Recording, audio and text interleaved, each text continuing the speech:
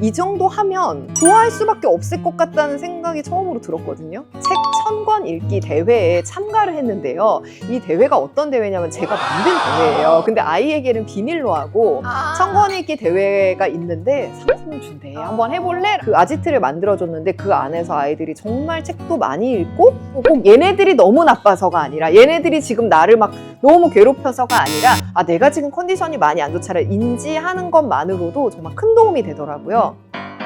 책을 좋아하게 만들기 위해서 어떻게 하셨어요? 일단 첫 번째는 그냥 이거는 많이 들어보셨을 것 같은데 항상 책을 가까이 했어요. 지나가는 복도에도 있고 각 방에도 있고 자는 곳에도 바로 옆에 이동형 책장을 두고 소아과나 이런 데 갈 때도 항상 기다려야 되는 대기 시간이 있으면 책을 가져갔고요. 그리고 두 번째는 좋아하는 책의 실마리를 찾아서 좋아하는 그 부분을 연결해 주려고 노력을 많이 했어요. 얘가 동물이 나오는 책은 무조건 좋아하더라고요. 그런 식으로 샀는데 또 둘째는 그런 책들을 지금 안 보고 있습니다.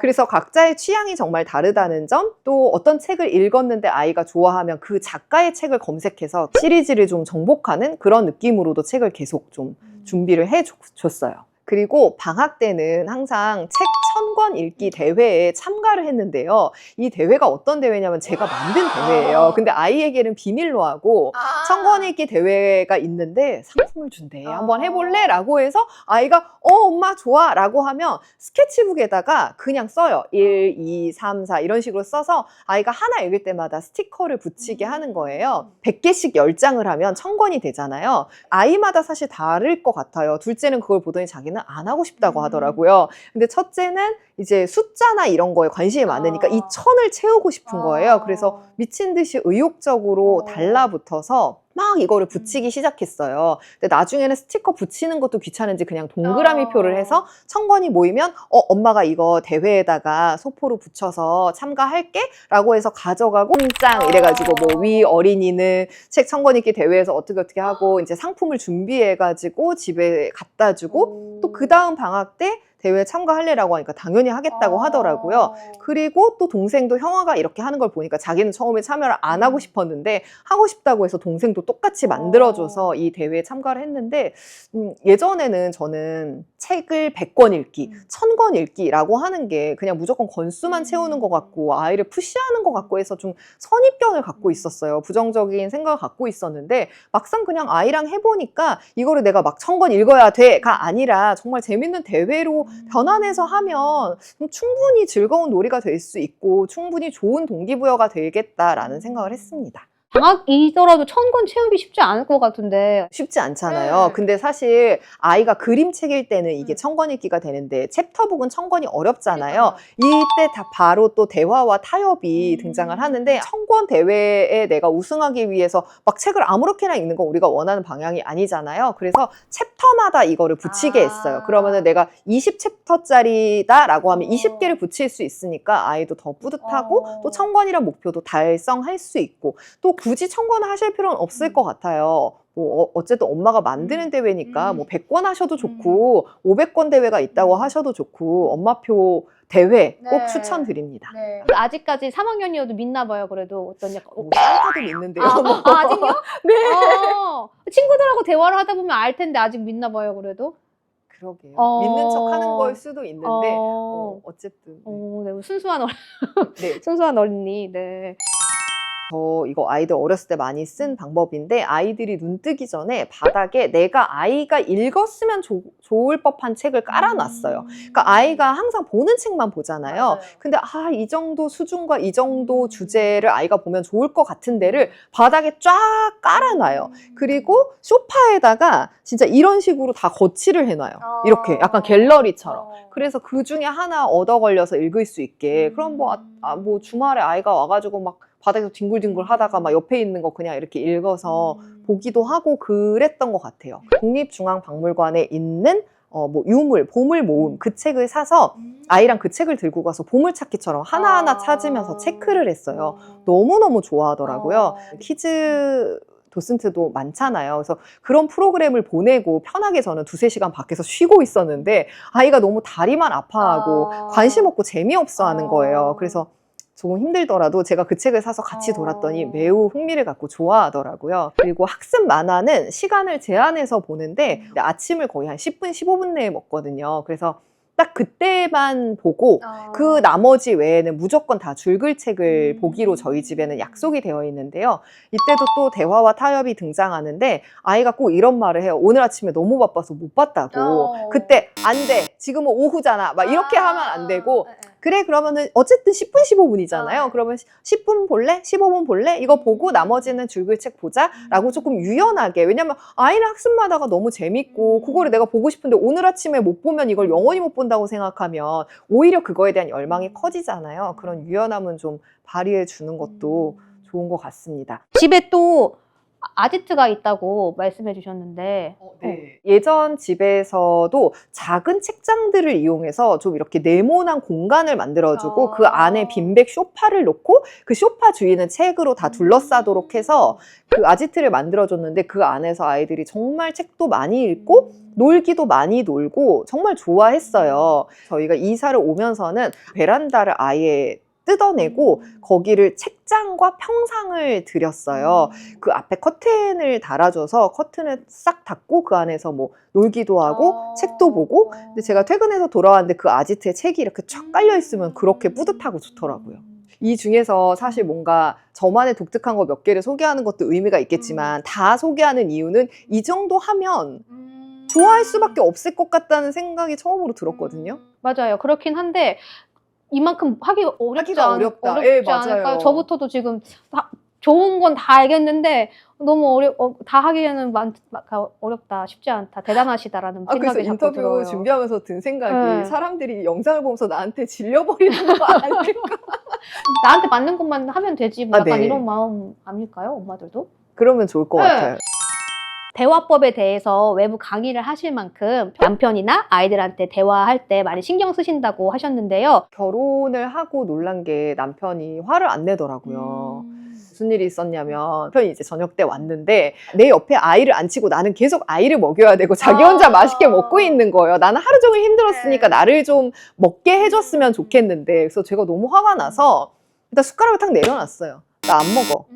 이렇게 하고 있는 거 이렇게 싱크대에 갖다 놨죠. 막 이렇게 했는데도 이렇게 별 반응이 없어서 나 나갈 거야 이러면서 이제 차 키를 챙겨가지고 지하 주차장에 갔어요. 일단 친구들이 다 대부분 결혼을 했다 보니까 갈 데도 없고 너무 난감한 거예요. 한참 그냥 지하 주차장에 있다가 다시 올라왔어요. 그때도 아무런 반응이 없더라고요. 그리고선 끝났어요. 상대방에게 어떤 이 정도의 심각한 표현을 하면 그 상대방이 열이 받아야 정상이에요. 열이 받고 그 사람이 막 화를 내기 시작해. 그러면 나도 화를 내고 막 싸우다가 며칠 뒤에 뭐 이런 건 내가 뭐 잘못한 것 같아. 뭐 사과하고 이렇게 끝나는 게 보통이었는데 이게 벽에다가 화를 내는 기분이 드는 거예요. 그래서 이렇게 하지 말자. 그 다음부터는 어떤 식으로 하게 됐냐면 정말 심플해요. 화났다고 말해. 근데 의외로 그런 사람 없는 거 그쵸, 아세요? 맞아요. 나 화났어 이렇게 얘기 안 하는 것 같아요. 네. 근데 그거가 다예요. 그리고 나서 그러면 남편이 아 그래? 나는 그렇게는 생각을 못 했는데 라고 하고 제가 해결책까지 말해줘요. 이러해서 다음부터는 이렇게 해줬으면 좋겠어 라고 이야기하고 알았다고 얘기하면 끝이에요. 삐질 필요 없고요. 막 소리 지를 필요 없고요. 그 사람을 화나게 하거나 열받게 할 필요도 없어요. 그냥 말하면 돼요. 자존심 상할 수도 있잖아요. 네네. 아, 말하는 것 자체를? 근데 그 부분은 좀 내려놔야 돼요. 내려놔야 돼요? 네. 그건 마치 내가 생일에 내가 말하지 않아도 원하는 선물을 가져왔으면 좋겠고 생일 선물을 말로 하는 것 자체가 좀 자존심 상하는 느낌이 들 수도 있잖아요. 근데 원하는 거 갖기 위해서 그 부분은 내려놔야 되는 거고 아니면 그 상대방이 가져오는 게 뭐가 됐던 좋아해야 되는 거고 그런 거랑 마찬가지인 것 같아요. 저는 우리 아이들한테도 이걸 꼭 가르치고 싶은 거예요. 그래서 아이들이 아직 어려서 뭐 울거나 떼부리거나 뭐 던질 때도 있고 막 이렇거든요. 그럴 때 항상 얘기해요. 가장 좋은 방법은 상대방한테 네가 이런 것 때문에 화가 났다고 이야기하는 거야. 이야기하면 상대방이 대부분은 그 이야기를 듣고 아 그랬냐고 하면서 그거에 대한 개선 방법을 너랑 논의해 줄 거야 라고 하면서 아이들이 저한테 그렇게 표현할 수 있도록 도와주는데 이게 정말 단순하지만 정말 많은 사람들이 모르는 거라고 저는 생각해요. 그리고 우리가 화를 언제 내는가에 대해서 제가 한번 관찰을 해봤거든요. 보통 힘들 때, 진짜 힘든 거에 장사 없어요. 맞아요. 진짜 화 안 내는 저희 남편도 어제 막 첫째한테 바로 막 소리를 지르더라고요. 너 막 이러면서 이렇게 하더니 둘째한테 가가지고 이렇게 하면서 막 또 막 화를 내는 거예요. 근데 세 번째로 저한테 오더니 막 내가 막 이러면서 막 화를 내길래 제가 많이 피곤해? 왜 이렇게 돌아가면서 다 화를 내? 많이 힘든 것 같아. 오늘 일찍 자라고 했더니 갑자기 웃으면서 알았다고 하면서 일찍 잠자리에 가더라고요. 그래서 여기에서 중요한 건 내가 아이들한테 막 화를 내고 화가 났을 때 내가 좀 피곤한가를 봐야 돼요. 그래서 내가 이거 지금 내가 피곤해서 좀 조절이 안 되는구나를 인지하는 것만으로도 큰 도움이 되거든요. 맞아요. 그리고 저는 그게 인지가 되면 아이들한테 배려를 좀 해달라고 말을 해요. 오늘 엄마가 4시간 촬영을 했는데 좀 많이 힘든 것 같아서 얘들아 엄마가 쉽게 화를 낼 것 같아. 그러니까 이거는 좀 너희가 좀 해줬으면 좋겠어. 근데 또 안 한다? 약간 화를 내죠. 엄마를 그렇게 배려 안 하고 하면 엄마 되게 많이 속상해. 엄마가 막 화내고 하는 거 좋아? 얘기하죠. 근데 어쨌든 그 전에 내 상황을 인지하고 꼭 얘네들이 너무 나빠서가 아니라 얘네들이 지금 나를 막 너무 괴롭혀서가 아니라 내가 지금 컨디션이 많이 안 좋다를 인지하는 것만으로도 정말 큰 도움이 되더라고요. 아예 그럼 화는 안 내시는 거예요? 절대 아니죠. 아이들이 엄마는 화를 안 내도 무섭대요. 그리고 남편한테 이제 오늘 이렇게 나가서 내가 남편에게 따뜻하게 말하기에 대해서 말해 보려고 라고 했더니 딱 2글자를 말하더라고요. 네가. 네가 라고 말을 하긴 했는데 어쨌든 그게 있어요. 화가 낼수록 더 많이 나는 거 아세요? 화는 내면 낼수록 더 빈번하게 더 세게 내게 되어 있더라고요. 왜냐하면 이 정도 했을 때 이제 상대가 더 이상 반응이 없거든요. 그러니까 더 세게 표출을 하게 되거든요. 아이 등원시킬 때 우리가 화나는 상황이 얼마나 많아요. 맞아요. 막 늦었는데 밥도 늦게 먹지, 뭐 물도 쏟지, 뭐 늦게 준비하지 등등등 정말 많잖아요. 그거에 대해서 일일이 화를 내면 더 자주 더 화를 많이 내게 되거든요. 그럴 때 좀 저는 자주 제동을 거는 편이에요. 어떻게요? 생각을 하죠.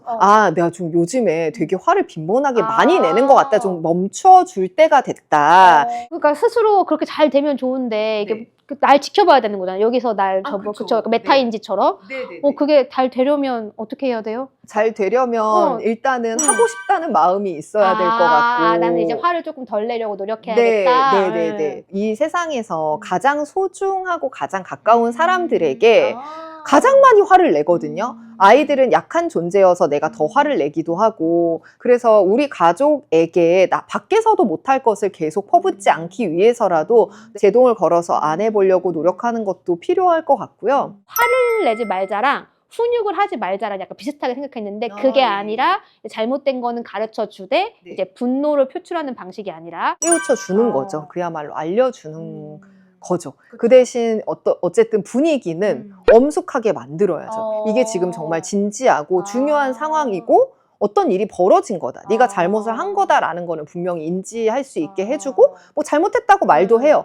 진정한 무서움은 사랑하는 사람이 나에게 실망하는 것이라고 생각해서 일단은 내가 아이와 충분하게 신뢰관계가 있어야 되고 내가 충분히 아이에게 존경받을 만한 사람이어야 하고 그러면 진정한 무서움은 그 다음에 오는 것 같아요.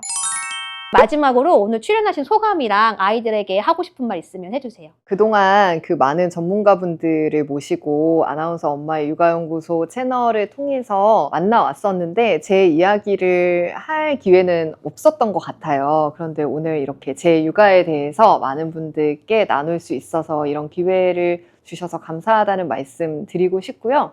어느 겨울에 눈 오는 날 눈이 막 내리고 아이들 2명이 앞에 이렇게 걸어가고 있었어요. 그래서 제가 그 모습이 너무 예뻐서 눈 오는 풍경이랑 아이들을 이렇게 찍어서 저희 가족 단톡방에 보냈는데 저희 아버지가 대뜸 그러시는 거예요. 지민아, 너 성공했다. 성공의 기준이 뭘까요? 사람마다 다르겠지만 저한테는 그날 성공의 기준이 새로 생긴 것 같았어요.